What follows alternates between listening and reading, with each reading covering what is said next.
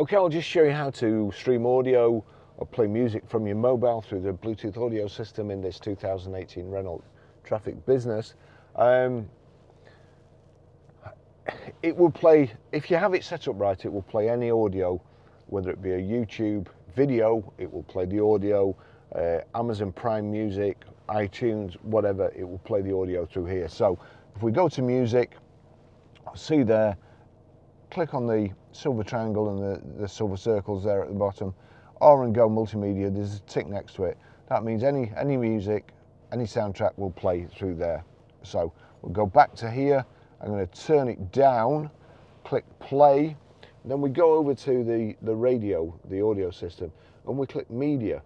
Click on media, and that's it. It's if you have, say, auxiliary plugged in, you may need to click media a couple of times, or click media and it'll show something else that's connected, and you just have to go to Bluetooth audio. But that's it. And if I turn this up now, turn this up, that's it. That's how you do it.